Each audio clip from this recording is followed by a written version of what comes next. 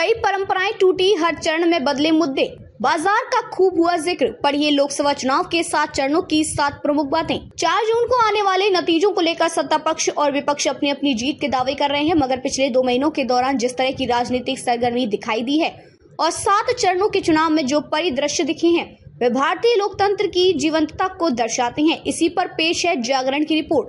दुनिया के सबसे बड़े लोकतंत्र में 18वीं लोकसभा के गठन के लिए 19 अप्रैल 2024 से जारी चुनाव प्रक्रिया अब अपने मुकाम पर पहुंचने को है। 7 चरणों वाली ये प्रक्रिया आजादी के बाद वर्ष 1951-52 में आयोजित पहले चुनाव के बाद सबसे लंबा चुनाव रहा। 4 जून को आने वाले नतीजों को लेकर सत्ता पक्ष और विपक्ष अपनी अपनी जीत के दावे कर रहे हैं, मगर पिछले 2 महीनों के दौरान जिस तरह की राजनीतिक सरगर्मी दिखाई दी है और 7 चरणों के चुनाव में जो परिदृश्य दिखे हैं वे भारतीय लोकतंत्र की जीवंतता को दर्शाते हैं।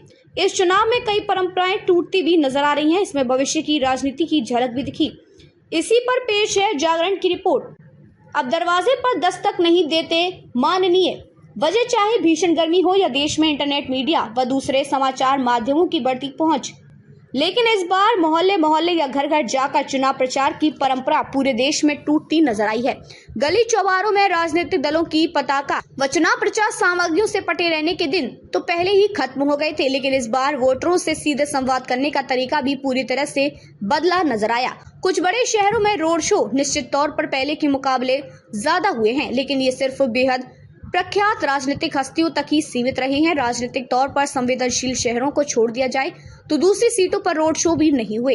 हाँ, हर उम्मीदवार ने फेसबुक, इंस्टाग्राम, स्थानीय यूट्यूब चैनलों के जरिए इसकी भरपाई की।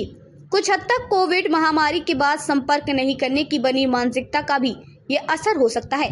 तकरीबन द्विध्रुवीय रहा चुनाव। इस बार के चुनाव की यह भी खासियत रही कि अरसे बाद देश के अधिकांश हिस्सों में द्विध्रुवीय माहौल दिखा। विपक्षी दलों की एकता को लेकर जो भी संशय था वह चुनाव की तारीखों की घोषणा के साथ ही खत्म हो गई थी। बंगाल और पंजाब को छोड़ दिया जाए तो INDIA गठबंधन एक साथ आया। इसका क्या असर हुआ ये तो 4 जून को पता चलेगा, लेकिन अगर यह सफल रहता है तो इसका असर देश की राजनीति की दिशा और दशा पर देखने को मिल सकता है। भाजपा और INDIA के बीच इस प्रतिद्वंद्विता में एक बड़ा अंतर दिखा। यह था नेतृत्व व लीडर को लेकर स्पष्टता। भाजपा के पास पीएम नरेंद्र मोदी का व्यक्तित्व और मोदी सरकार के 10 वर्षों के कार्यकाल का रिकॉर्ड रहा। भाजपा की पूरी चुनाव प्रक्रिया पीएम मोदी के इर्द गिर्द ही रही और पीएम मोदी ने अभी अपने 80 साक्षात्कारों, 206 रैलियों व रोड शो के जरिए अपने दम पर पूरा एजेंडा सेट किया। एक तरफ 10 वर्षों तक आजमाया हुआ चेहरा, जबकि दूसरी तरफ नेतृत्व को लेकर अनिश्चितता के बीच फैसला करना बहुत मुश्किल नहीं हो सकता। संविधान भी बना चुनावी मुद्दा। जिस संविधान के दायरे में पूरी लोकतांत्रिक प्रक्रिया का आयोजन हुआ उसके भविष्य को ही इस बार चुनावी मुद्दा बना दिया गया।